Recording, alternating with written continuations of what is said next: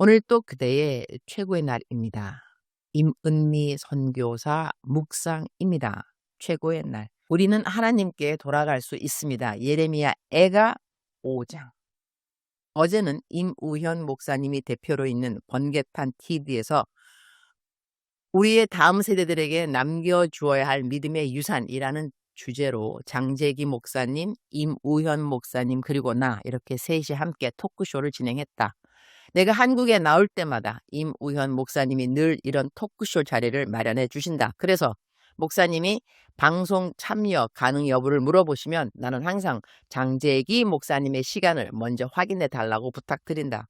장 목사님의 시간이 맞을 때면 우리는 셋이 함께 토크쇼를 하게 된다. 토크쇼는 대본 없이 진행되지만 질문은 사전에 공유받는다. 하지만 그 질문을 모두 다루기에는 항상 시간이 부족하다. 어제도 좋은 질문들이 많았고 나는 질문에 답하며 또 장재기 목사님의 대답을 들으면서 많은 것을 배웠다. 우리가 살아온 시간을 되돌아보며 에베네셀의 하나님을 기억하고 그분이 우리 삶의 구비구비에서 어떻게 도와주셨는지를 다음 세대에 전할 수 있음이 얼마나 감사한지 모른다. 어제의 시간은 참으로 귀한 특권의 시간이었다고 하겠다. 토크쇼 시작하는 아침, 얼마 전 부흥회를 함께했던 커넥션 교회 전효실 사모님에게 문자가 왔다. 아침 번개탄 TV 토크쇼에 참석하겠다는 것이다. 그 먼 거리에서 온다는 것이 얼마나 기특하고 감사했는지 모른다. 다만 사모님도 3일 동안 부흥회를 인도하느라 많이 지치셨을 테니 오지 말라고 말씀드리고 싶었지만 사모님은 하나님께서 계속 가라는 마음을 주신다고 하셨다. 내가 사모님도 좀 쉬셔야 하지 않을까요? 라고 하자 사모님은 내 말을 그대로 인용해 답하셨다.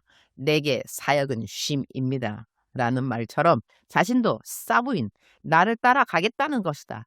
전효실 사모님은 나를 늘 사부님이라고 부르고 나는 그분을 애제자라고 부른다. 전도하는 모습을 보면 청출어람이라는 말이 절로 나온다. 어제 사모님은 토크쇼에 와서 열심히 응원해주고 중보 기도도 해주셨다. 방송 후 함께 기도하는 시간에 사모님이 간증을 나눴다. 부흥의 마지막 날 사모님이 마지막으로 기도받게 한 성도님에 대한 이야기였다. 그 성도님은 막걸리 가게를 운영하는 남자분이었는데 인생의 깊은 절망과 좌절 속에서 술을 마시며 살아가셨다고 한다. 그분은 죽음을 생각할 만큼 지쳐 있었고 막걸리 가게 한 이유도 술이나 진창 먹고 죽어버리자 그런 마음으로 시작하셨다고 한다. 이란들이 그분을 자꾸 전도하려고 하자 사모님은 거의 매일같이 그 가게에 가서 전도하였다고 한다. 갈 때마다 새벽 4시까지 전도하였다고 한다. 거의 6개월을 그렇게 하였다고 한다. 내가 아주 정확하게 그 기간은 기억하지 못하겠다. 결국 그분은 예수님을 영접하게 되었고 지금은 막걸리 가게를 접고 치킨 가게를 운영하신다고 한다. 그분이 부흥의 마지막 날 기도를 받으러 왔을 때를 기억한다. 나는 부흥회 3일 동안 많은 사람들을 기도해 주어서 사실 부흥회 마지막 날 밤에는 많이 지쳐 있었다. 그러나 사모님이 이번에 마지막 한 성도님이에요. 사모님의 간청에 마지막으로 기도해 드렸던 분이었던 것을 기억한다. 그때 그분은 주님이 그분에게 하시는 말씀을 듣고 엉엉 통곡하듯 울었고 나도 그 모습을 생생히 기억한다. 어제 사모님이 전해준 간증에 따르면 그분은 지금 만나는 사람들에게 자신이 겪은 모든 고난은 복음을 전하기 위한 하나님의 도구로 빚어지기 위한 시간이었음을 깨달았다는 말로 전도를 한다고 한다. 와, 얼마나 놀라운 간증인지 모른다. 우리 인생엔 누구에게나 어려운 일이 있다. 어떤 사람은 그 일을 통해 하나님을 더 깊이 만나고 어떤 사람은 하나님을 오히려 떠나기도 한다. 그러나 그 가운데 하나님이 나를 복음의 통로되는 도구로 사용하시려는구나 라고 생각하며 감사함으로 받아들이는 자에게는 또 다른 은혜가 부어지는 것을 볼 수 있다. 우리는 매일 선택을 하면서 살아간다. 내게 일어나는 모든 일이 하나님께서 나를 사랑하심을 깨닫게 하시는 통로임을 알게 하시고 또한 그 사랑을 깨달은 내가 누군가에게 복음의 통로가 되게 하심이라고 생각하는 것은 하나님이 기뻐하시는 선택의 생각이라고 믿는다. 어제 내 묵상을 읽고 보내온 글 하나를 옮겨본다. 저도 제가 지은 이전의 죄로 인한 수치와 부끄러움으로 인해서 노예의 삶을 살지 않겠습니다.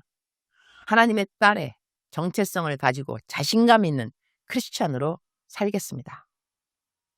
이제 아래는 저의 묵상 부분입니다. 성경 구절, 우리말 성경 번역입니다. 예레미야 애가 5장 15절. 우리 마음에 기쁨이 그쳤고 우리의 춤이 애곡으로 변해버렸습니다. 16절. 우리 머리에서 면류관이 떨어졌으니 우리에게 화가 있도다. 이는 우리가 죄를 지었기 때문입니다. 17절. 이 때문에 우리 마음에 활기가 없고 이것들 때문에 우리 눈이 희미해집니다. 21절. 여호와여, 우리를 주께로 돌이켜서 우리를 회복시키소서. 우리의 날들을 옛날처럼 새롭게 하소서. 22절. 주께서 우리를 완전히 버리시지 않았고 주의 진노가 아주 심하지 않다면 그렇게 하소서. 주님, 우리에게 왜 힘이 없을까요? 왜 무기력할까요? 왜 기쁨은 없을까요? 우리 삶에 그러할 만한 이유가 많이 있겠지만 그 중에 하나는 우리가 짓고 있는 죄가 아닐까 성경을 상고하면서 생각하게 되는 원인이에요. 이러할 때 우리에게 가장 급하게 해결해야 하는 것은 바로 죄에 대한 정직한 회개임을 알고 있습니다. 회개할 것 딱히 없는데 힘이 없고 기쁨이 없다면 그것은 얼른 대적 기도를 해야 할 것임을 알게 해주셔서 감사합니다. 이러한 사람들을 도와주어야 하는 자리가 저의 자리가 아닌가 합니다. 이럴 때 저는 힘이 없지도 않고요. 기쁨이 없지도 않은데요. 이러한 태도가 주님을 기쁘게 하는 태도 같지는 않아요. 저는 그렇지 않으니 그렇다고 말을 하는 하나님의 백성들을 더 열심히 돌아보아야 할 것 같은 자리가 바로 저의 자리인 것 같습니다. 오늘 저는 4시에 일어나야 하는 알람을 켜놓는 것을 잊고 잠을 자서 일어나는 시간이 6시가 조금 넘었네요. 부랴부랴 묵상부터 해서 지금 올려요, 주님. 어떤 사람은 나에게 묵상하기가 싫은 날은 있지 않았냐고 물어보았는데 하루도 묵상 쓰는 것을 거르지 않은 31년이 되는 오늘 아침까지 저는 하나님하고 대화하는 묵상 시간이 싫거나 지겹거나 귀찮거나 그런 날 하루도 없어요.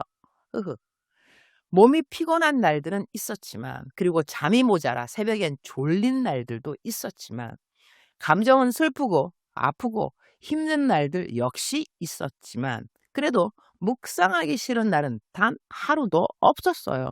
주님 감사해요. 하루도 저를 싫어하시거나 귀찮아하신 날이 없으셔서요.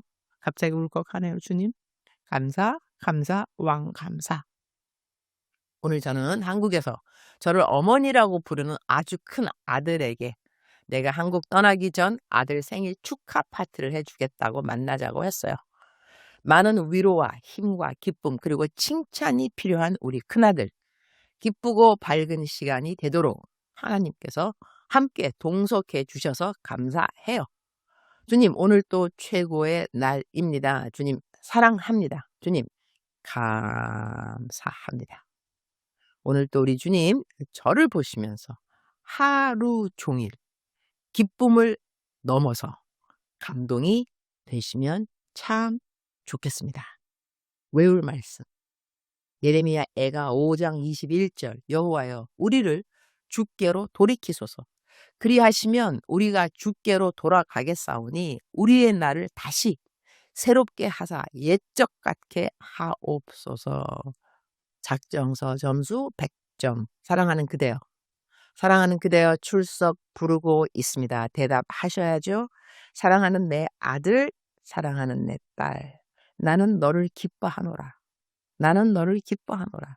너가 무엇을 딱히 잘해서가 아니라 너가 내 딸이기에, 너가 내 아들이기에, 너가 나의 피조물들이기에 내가 너를 사랑하고 나는 너를 기뻐하노라.